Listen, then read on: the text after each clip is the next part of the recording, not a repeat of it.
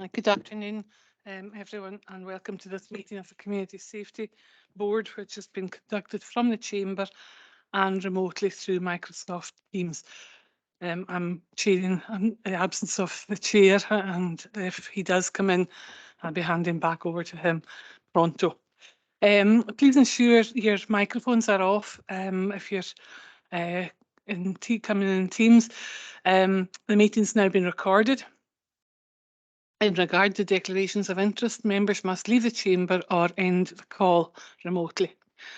And again, a reminder, the meeting has been recorded and will be made available on the website following the meeting. So item number 1 is the minute of the meeting of 22nd of September 2022.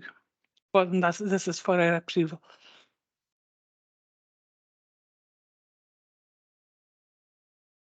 Anybody got anything on that?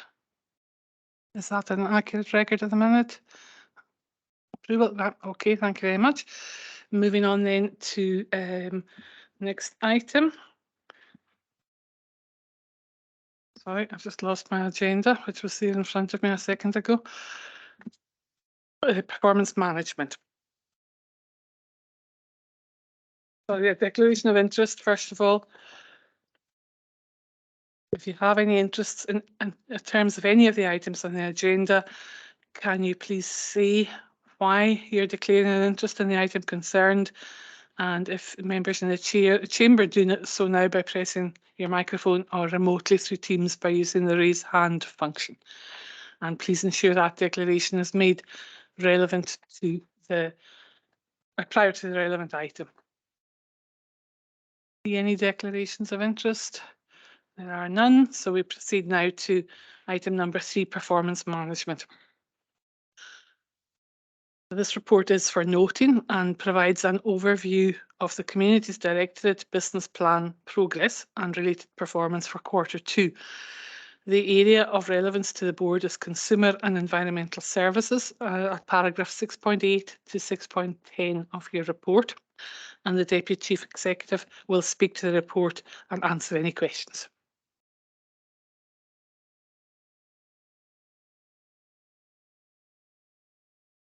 Thank you, Chair. And as you said, the elements relevant to this committee are consumer and environmental services at 6.8. I'm happy to report that the services actions and KPIs are running to target. The main target for the service is the delivery of their service plan, and good progress is being made in the delivery of that plan. There's some examples of the elements that the service has been engaging in at 6.8 of the report. I'd like to highlight that over the last quarter, for example, the service has engaged in 100 food interventions. The other key work stream for the service over the last quarter has been the development of the short-term let scheme, which went live on the 1st of October.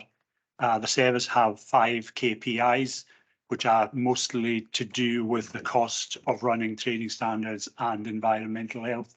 And these are annual targets that get worked out at year end. So good progress, Chair, but happy to take any questions on that. Okay, any questions for the Deputy Chief Executive? Anybody online?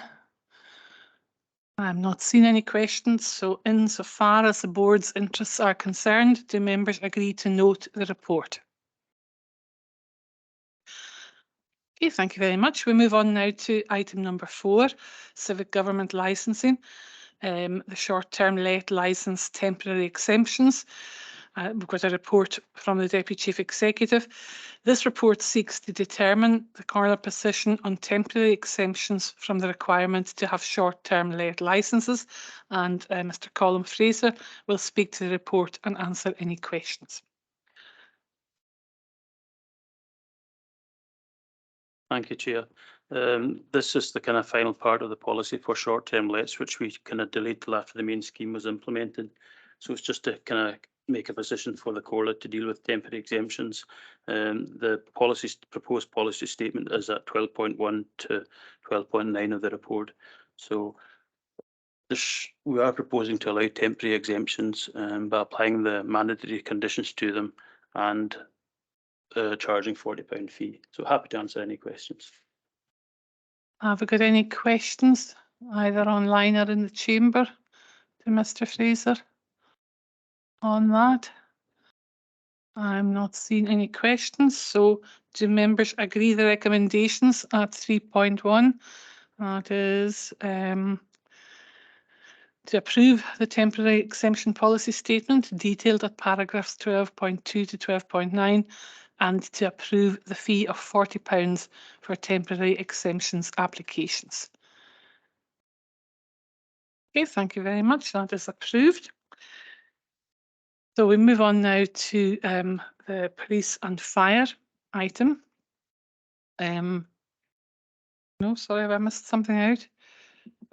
Scottish Fire. Maybe is this it?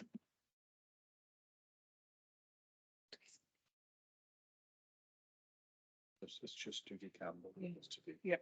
Okay, I'd like to welcome Group Commander Dougie Campbell to the meeting, and Mr. Campbell will speak to the report detailing the performance of the Scottish Fire and Rescue Service. Mr. Campbell. Thank you, Chair, and thank you to the members. Yeah, I'll cover the report that you've all been issued with. Obviously, we're on a slightly tighter timescale today, so I'll be quite succinct in my input from it. There's a couple of main items I want to cover as well. So if you give me time to cover them as well, and then obviously I'll take any questions at the end if that'd be okay. We weren't here that long ago, so 22nd of September, I think it was. So hopefully the quarterly report hasn't changed an awful lot in that short period of time. And I believe it's under review at how often we're going to review it as well. So that's a conversation for later on in the meeting. If we could bring you to page 5 of the report, there's a slight increase in dwelling fires. And as I covered last time, I'm not comfortable with any increases showing in the report. However, all that fires that are shown on there were restricted to the first room of fire, or the origin of fire was in the first room with limited damage, which gives me a wee bit more reassurance. And also within that, we had no casualties involved, which is obviously key and a priority of ours. There's no casualties involved in these fires. From there, I take you to page 11. On that, I'll concentrate on the availability. The LSO spoke fully and eloquently last time in the chamber, and he sends his apologies for today. He's got operational activities he's undertaking in Inverness just now, so he's unavailable. To cover the availability section, there's a lot of positives within it. We covered last time the fact there's 15 trainees we took in to our last task management course locally, and I'm really pleased to say that 11 of them are currently attending a breathing apparatus course in Stornoway. The other 4 were unavailable. I think it's worth highlighting and indicating the commitment shown by these 11 individuals, and the fact that they've now taken 4 weeks of their own holidays to attend these 2 courses within 1 calendar year, which is fantastic for us and for their communities. Once we get them on next Friday, that'll basically sort of pay across to approximately 11% of our available firefighters in the area, and that's in 1 uptake. And I think that's a really positive thing for the Scottish Fire and Rescue Service in the Western Isles. We've also got some, I'll call it negative press that has come out since we last attended. If I'm honest, I find it quite disappointing for the reasons given previously. But again, if I'd be allowed to review some of the reasons given by the LSO last time he was in here. We did mention last time we do blend crews. So what that means is we can have appliances that are showing as not available in the turnout system, but we can put 2 appliances together with the right appropriate crew members on board and still mobilise to an instant, which has not been covered in any of the media statements that have gone out, which is very disappointing. We've also got the memorandum of understandings that we talked about last time, where Benbecula and now Stornoway Fire Station, airport fire stations can be involved in operational duties for us. And we're looking to extend that out to Inverness and Dundee as well. Not a direct impact in the Western Isles, but hopefully it shows that something we trialled here is now getting looked at a national level. We've also got the Garton availability that we talked about last time, which is basically where our control room get their stats from as to whether appliances are available. It does not always tell the whole picture, and that's what I believe the press are nailing down on and trying to highlight, and it just doesn't give us a picture that we want to put out. And the fact that it may show an appliance has been unavailable, however, it's down to what skills are held within the people that are showing available. They may not be breathing apparatus wearers, but actually we can still turn that appliance out to other elements like road traffic collisions, etc. So again, it's not really the full picture that's getting portrayed in the press, which I find quite disappointing. Again, as a real positive, the US Benbecula area last week wasn't showing, the availability wasn't showing as well as I would have hoped. However, when called upon to attend an incident, we're up to 20 firefighters that showed that commitment and professionalism to turn out, to an incident last week. We can't ask for more than that in the local context, and the fact that the firefighters, although we're committed to their primary jobs in that day and weren't shown as available when asked to, have dropped everything and changed all their work plans and their plans and their profession, their private lives as well to attend an incident. And genuinely in a small area like that, I can't ask for any more than that from the crews. I've already thanked them personally for what they did there.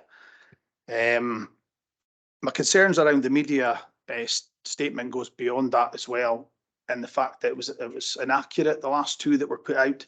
It highlighted the fact that the Western Isles had no appliances available at 2 specific dates. It simply wasn't true. I ran the report at the back of the media statement, and on one of the dates, as a minimum, we had 8 appliances available for the whole 24-hour period from the to Barra, covering all that areas. So I'm not quite sure where the data came from that showed that we had no appliance available, but as I say, it's simply inaccurate and untrue. But it's very hard to recover from that in the local communities. My concern around that is our vulnerable and elderly community members. That statement out there must be concerning to them. They see a fire station in the local area, they think it's crewed appropriately, and then on national news it says that there is no fire appliances available in that whole area. Very concerning for the local community, and as I say, untrue, and it's very hard to undo that, the impact on the local community once it's out there. So hopefully that covers the availability side, and also probably everybody's aware that we're currently looking to ballot for strike action in Scotland and indeed nationally. There was a ballot put out to see what appetite there was to ballot for strike action, and the response was 80% of firefighters that are FBU members, so Fire Brigade Union members, voted, and of that 80% of them voted to ballot for strike action. So the strike ballot is due to go out on the 5th of December. It will last 7 weeks. So that will come back in at the 23rd of January. Obviously, a lot of work has been done currently by Scottish Fire and Rescue Service, locally and nationally, to put plans and contingencies in place for the outcome of a strike. To give some reassurance, I understand approximately 20% of the firefighters in the Western Isles are Fire Brigade Union members. So currently, I've got some confidence around the fact that it will have a very limited impact on local service. But we'll have to see how that plays out after the strike. But currently, I don't see there being a massive impact if a national strike is called by the Fire Brigades Union. So that concludes my capture of it. I'll take any questions though. Okay. Any questions, anybody? Either here in the chamber or online? No questions? That's good. Oh, sorry, there's some questions here. Angus, first of all. Okay, it's Angus Morrison. Oh. Right. Thank you, Chair. I'm not a member of the committee, but I'd like to thank Mr. Campbell for this report. But just a couple of points. I noticed we're still reporting on the old ward, all the tabular, they're reflecting the old wards rather than the new wards. So I don't know, could we get that maybe right for the next?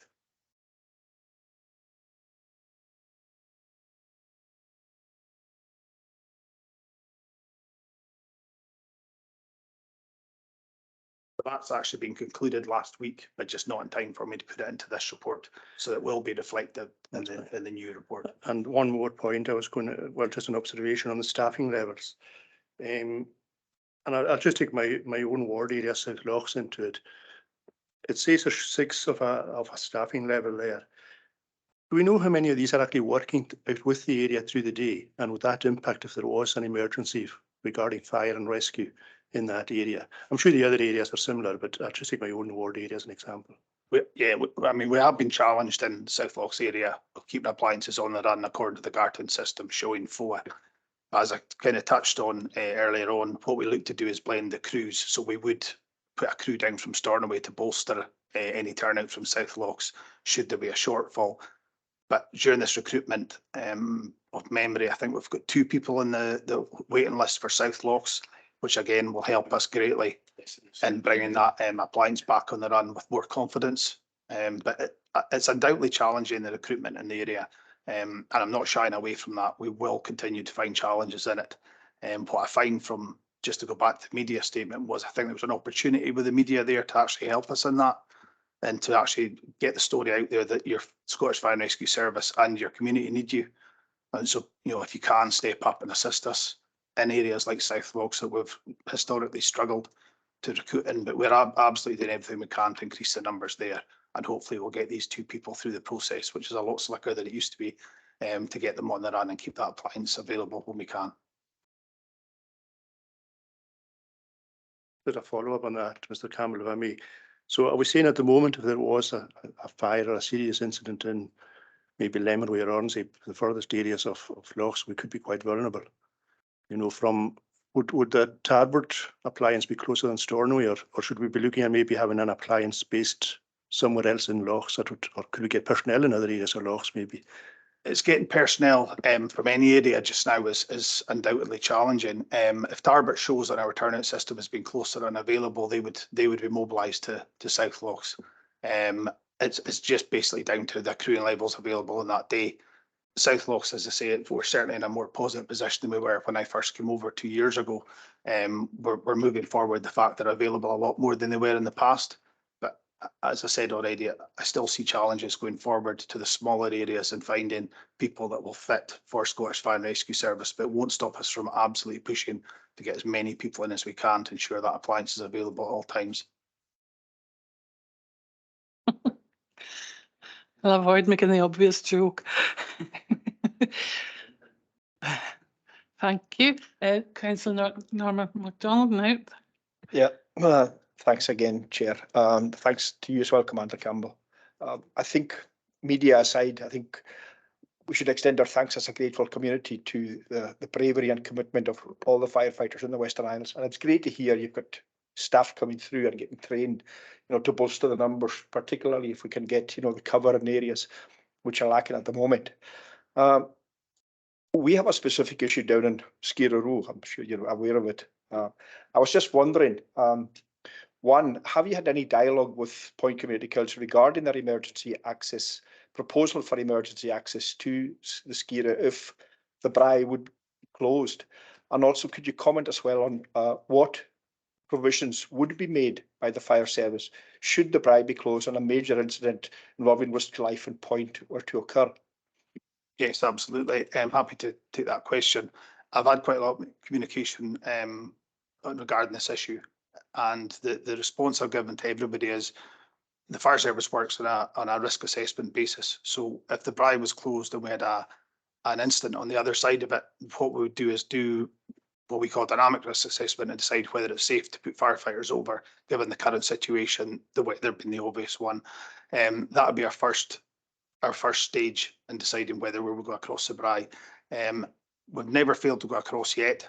I would also add that to it. And the fact we always take and accept the fact we take a risk if there's a life that can be saved going to an instant, and that starts from the time we leave the fire station to the time we attend. So we would absolutely risk assess any option to go across the Brae for a life risk. We would, every instant would be looked at differently, to be honest with you. But that's where we stand just now. Is if the Brae was closed, we would get to the point at the end of the causeway and make that risk assessment as to whether it's safe for the firefighters to cross over or not. Sorry, can I just follow up with one more question? Given the fact that the proposal to put emergency access to the Brae will, the objective will be to provide access to fire tenders. A 16-ton fire tender is obviously of a magnitude that would require a specific kind of road surface to bear its weight. Will you have input into the provision of the particular emergency access route and make specifications as to what would be required to support a fully laden fire tender? Yes, thank you. I've already been asked for my opinion of whether the emergency road would be suitable for fire appliance, and my response to that was we wouldn't know until we have that spec. So until somebody came forward with the specifications and I put it to our transport division, I actually wouldn't comment on it, but it would certainly be something that if the spec was given to me, I would get reassurance from our transport division that that was appropriate to put a fire appliance on, and be happy to do that if somebody comes forward with that specification. Yes, yeah, absolutely. And we would rule at that point whether the proposal was acceptable for us to put an appliance on or not.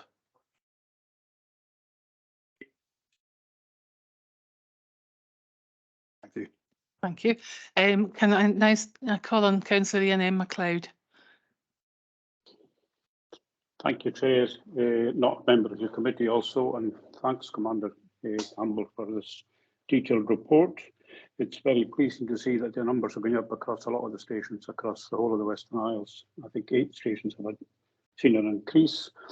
With these new recruits, and it's great to hear that they're already doing the breathing apparatus courses and all that. It's something that was said to me that in Beckla in particular is short of drivers, and that's what causes a lot of the unavailability quite often. And tied in with that was that these new recruits will not be able to go on a driving course for at least 3 years. It seems quite a long time. Is there any way that could be shortened, just to give us a better pool of drivers? Currently is a 3-year cut-off point for the developing firefighters to be put on driving. I would certainly review it. I'd be quite comfortable doing that, but my first course of action would be to actually review the firefighters in the station that aren't drivers, so that are competent firefighters, and see if we've got an appetite within them to take up the driving skill. We're very fortunate just now, we've got a trained driver trainer on the island. So again, it's something we can utilise going forward next year to ensure that we up the numbers of drivers on all stations where we've got a shortfall. It's been historically quite problematic to get more drivers into the fire and rescue service. But I think the horizon looks a lot better now with the new driving instructor that's been put into place. So hopefully that'll assist us in putting more drivers forward in the future, and especially in areas like Becula, where, as you point out, sometimes it is a driver shortfall that's been the issue. Not that often, to be fair, but there has been a couple of occasions where it's been the driver that's been the one item that we haven't been able to provide. Okay, yeah, thanks. So just around this, the 3-year cutoff, what's the reasoning behind it? It's to get all the other skills in place before you become a driver. So we really want people to be competent in role before they become a driver. So learning their trade, dealing with road traffic collisions, dealing with breathing apparatus. So they've got a really good rounded firefighter by the time they go to do the driving. Because you understand, once you then drive, the chances of being able to go into breathing apparatus and deal with the road traffic collision, etc., is kind of taken away by the structure that we put in place at these instances. So they then become, for want of a better expression, the radio operator as a driver. So we'd rather they had a really good grounded knowledge and skill base before they become a driver and learn that new skill, which is challenging in itself. The driving side as well shouldn't be underestimated how much work there is involved in becoming a good, competent driver in the fire service. Okay, thanks. Thank you. I'm bringing now the leader, Councillor Paul Steele. Thank you very much. I've got a few questions. I don't know if you want to take them one at a time. Just on Norrie's point, I'm just wondering if there was an appetite for creating like a new station in Point, for example. Has that been discussed? Currently not something we looked at. What I would look at is, and have discussed already, is if we have an accurate forecast of weather coming in that's going to cause us an issue on the other side of the Brae, is putting an appliance across prior to the weather coming in, so that it eliminates that risk that we've got. So that's certainly something that I'm looking at just now. Proximity to Stornoway, but we need that, but the size of these. Yeah, I think a proximity to Stornoway would probably negate that, with the exception of the Brae being the the obstacle. But as the commander has already said, there has never been an incident when they failed to cross the brae. So, I mean, I think that point should be stressed. You know, they will make.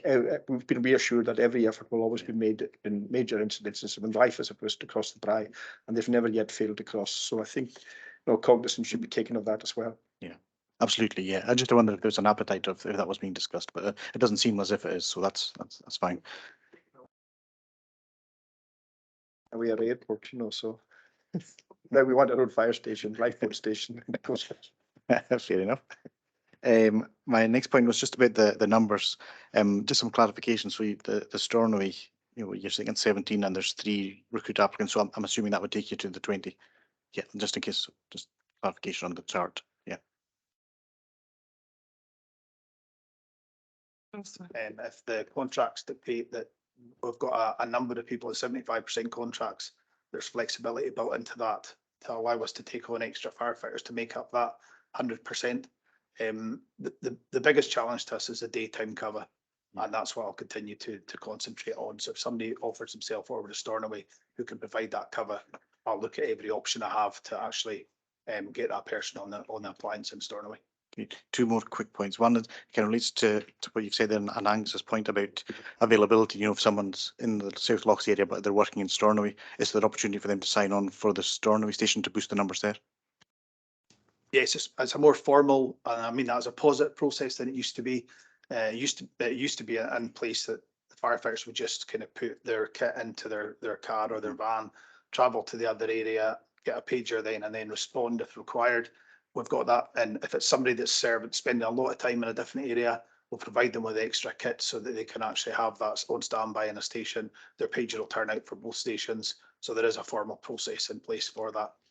Excellent. That's reassuring. And the last point, I suppose it's a bit vague, but it's, yeah, you mentioned the time equipment required for the new trainees. It was 4 weeks holiday they had to take to complete the course, and obviously there's ongoing training required. Are you hearing, you know, from the guys who are already in place? Is that seen as are you got the potential to lose staff because the training requirements are quite a big commitment? The training requirements is a big commitment, and we absolutely recognise that. What we have looked at in the past and we continue to look at is making some of the elements modular so they can actually do them from home prior to attending the course. My personal concerns around that is immersion in the course for the 2 weeks for task and task management and then breathing apparatus. I feel we'll have a more competent firefighter that comes out rather than when you put that pressure on somebody to view, you know, Teams meetings at home, videos at home to try and get them to that competent level. My concerns are there's distractions at home. It can be that they don't really take everything that we require them to do, and then you're actually on a catch up on the practical element of the course. Where I understand the concerns. We've tried different options. We've had places where when I was in Orkney, we ran the course Friday, Saturday, Sunday, Monday. So brought them down into 2 blocks of 4. The students themselves felt as if that wasn't beneficial to them. They actually would have preferred if we'd stuck to the Monday to Friday. So no one's ever actually come to us and said, I can't join or won't join because of that commitment. But there must be an element of that in there, and we'll do everything we can to change where we can. But as I say, I quite like the immersion in the 2 courses. Thank you very much for that. Thank you. Are there any further questions? If not, oh, sorry, Councillor Angus Morrison. Thank you, Chair. Again, not a member of your committee, but it's just following on from something that's close to my own heart. Obviously, the units now carry defibrillators on board. How do you follow in with the mapping that the ambulance service have got now for all defibs in locations throughout the whole of the Western Isles? And also, do you link in with the Lucky to Be Here database showing where we've got 157 units now throughout the whole of the Western Isles? Just in case there was an issue somewhere, would you be able to phone up to somebody in advance, knowing where the defib locations were, or are you just privy to your own machines in your own engines? Yeah, if I understand the question right, sorry, it's yeah. So we've got defibrillators and all the appliances just now, and we can be mobilised to any out hospital cardiac arrest currently, with the right crewing levels for that. As far as the public access defibrillators, sorry, I didn't. Yeah, it was just to find out if you, as a fire service, are familiar with where all the DFIBs are located throughout the Western Isles, if you had to send somebody to get a unit before your fire engine arrived. I know that the ambulance service are keen to get everything on board now onto their own database. The Lucky to Be Here database updated as well with all the Lucky to Be Here units. So it's just that are all your firefighters are aware of where all these units are throughout the Western Isles. Due to a different concern that we raised about 6 weeks ago, maybe 2 months ago, I put an email out to all the firefighters and asked them to familiarise themselves with the local defibrillators. But on top of that, our control room is obviously in direct connection with the Scottish Ambulance Service. So should they find themselves in a position where they need to find a defibrillator, that call can be made very quickly to Scottish Ambulance Service to confirm exactly where local public access defibs are. So hopefully that would assist in that kind of emergency you talked about. Okay, thank you. Are there further questions? If not, I wonder if we can, release the commander, look ahead to item 7 on future meetings before we go back to consider the police performance report. Are the board in agreement to set a regular schedule for meetings of the board for 2023? And the proposal is that we meet as we are today on the Wednesday before each committee series. And if so, at what time? We're obviously a bit rushed today, but you know, would this be would this time normally suit? And if so, are the fire representatives happy to present their performance reports at each meeting? There would be 5 meetings. Or would they prefer another arrangement, for example, 2 to 3 times per year on a rotational basis? So perhaps if I could ask yourself, Commander Campbell, what your feeling there is. My feeling is if we could, we've got quite low activity level. And I think sometimes the times I've come into the sort of scrutiny side, there's not a lot of numbers in there for us to digest. So possibly if we went for the 6 months that we'd talked about earlier on, but I'd quite like to introduce a kind of holding position in the middle there after 3 months, that we maybe have an informal meeting in the fire station that I'd invite the councillors in to discuss where we are with that current report, if you like, but also any other outstanding issues, because I think the 6 months is quite long. If there's concerns in the communities, I'd quite like that more less formal every 3 months, and then capture it in the formal surroundings on the 6 months, just as a proposal. Any thoughts from anybody there?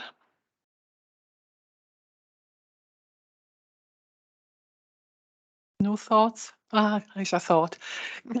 Okay, so Paul Steele. Thank you very much. I think that sounds like a good idea. An immersion of councillors into the fire service. Basic training, yeah. But you know, I think that would be really useful. So 6 monthly with that added bit would be appreciated. Yeah.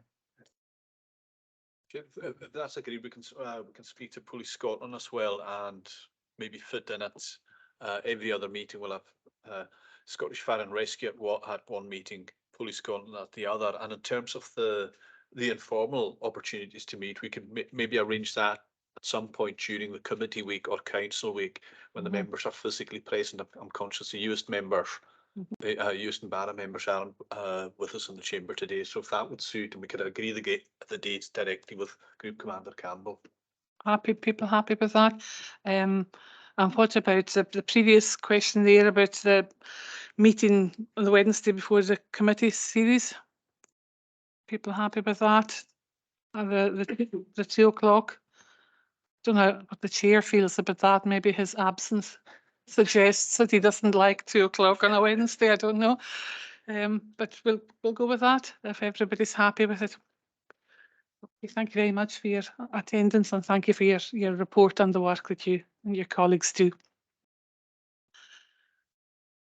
If we return now to the police report, obviously, as you know, Chief Inspector Jane Mackenzie has given her apologies as she has had to attend essential training today. However, we do have the police report. It's been circulated. It's here for noting.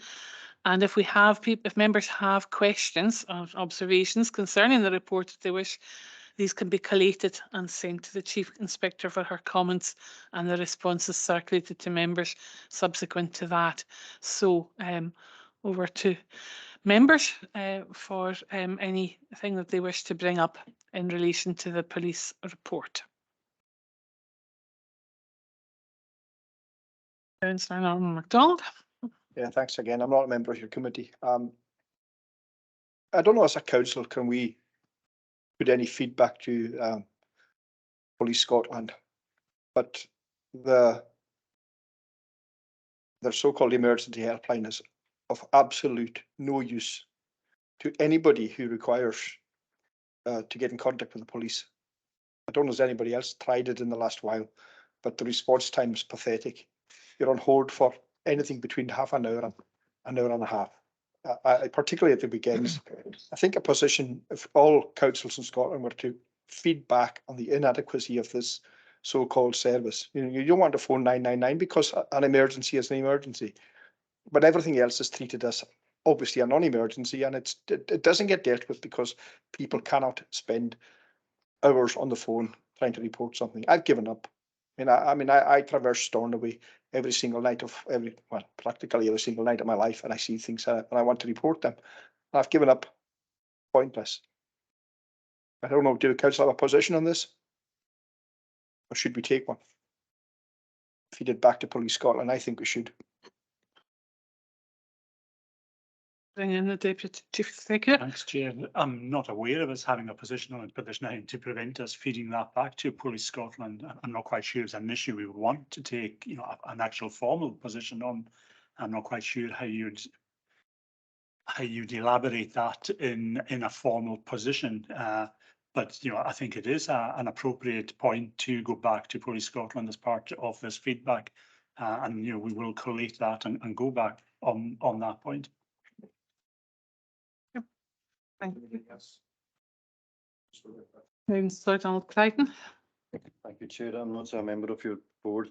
What we do have a position on, and we did have a position, was the centralisation of Police Scotland, the creation of Police Scotland over the last number of years. And what Mr MacDonald is describing there is a symptom of that very centralisation. So we have had a position in it, and I think we should reiterate our opposition to centralisation, and with that example of what's been happening in terms of people trying to get through, people can't contact the police now. So I think it's important that we do raise the subject in the context of what's happened, the symptoms of centralisation, and that's difficult. Councillor Finlay-Stewart. Thanks, Chair. Yeah, I was in a position a couple of weeks ago where it was regarding a missing person that I had taken in my taxi, and I saw a report that she was missing. So I tried to get in touch with Police Scotland 101. It took me nearly an hour to get through to them.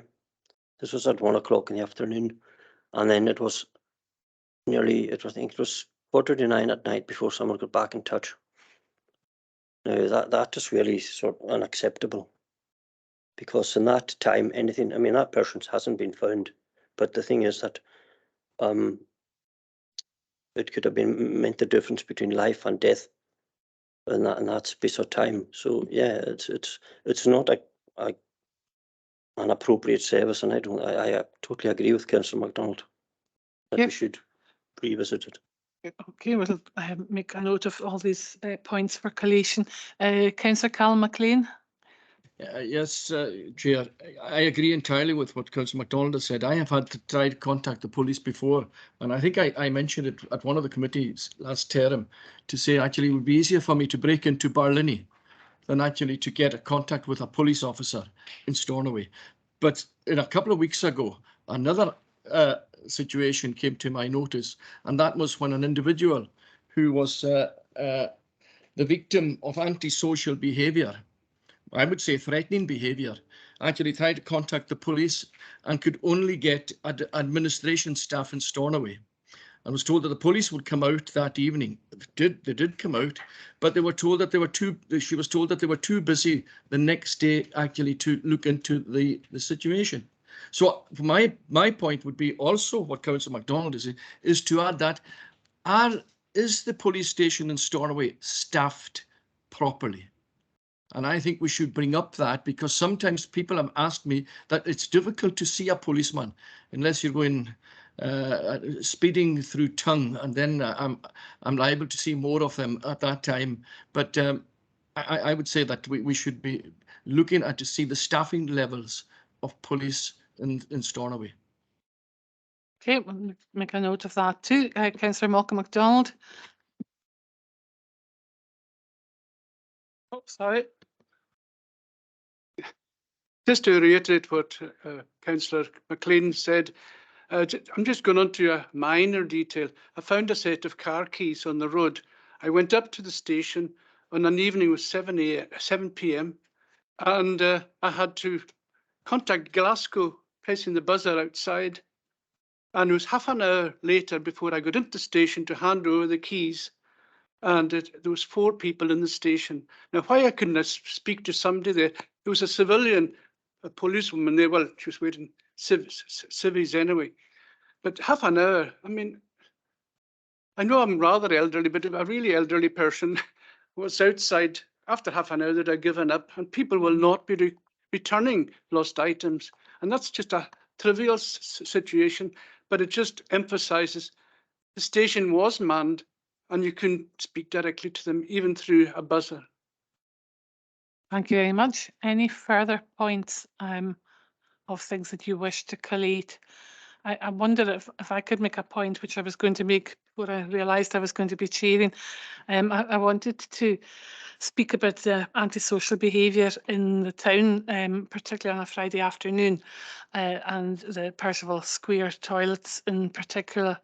And I know there has been a bit of back and forth with the Chief Inspector on this, and obviously it would be good to be able to speak to her directly about it, because you know, for 7 years now, there have been schools, the secondary schools in the Western Isles shut at between 1 o'clock and 2 o'clock in the afternoon on a Friday.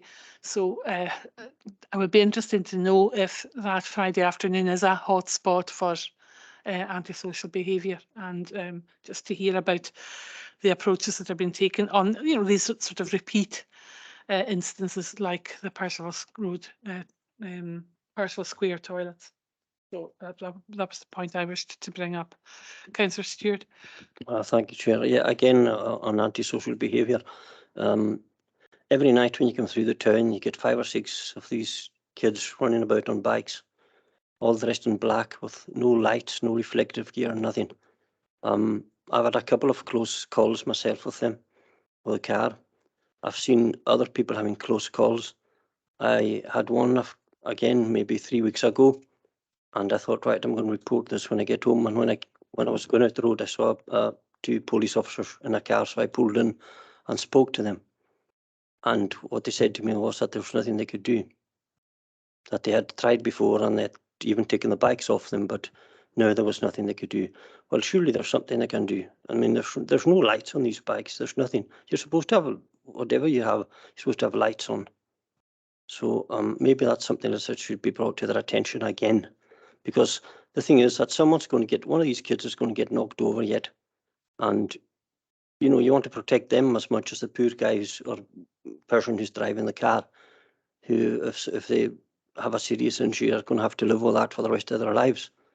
And it's, you know, it's a dangerous situation. I see it most nights when I'm in town. And I've seen them, you know, going close to other cars as well as my own. So I think that's something that should be brought up as well. Okay, I think we have quite a list there of items that we're going to collate and bring to the attention of the police. And as I said, we will get comments back, we'll get responses back, and these responses will be circulated to members. Okay, do members agree to note the report? That's police and fire reports. Agreed. Thank you very much. That leaves us with performance monitoring, reports outstanding, and we have a report by the Chief Executive for noting.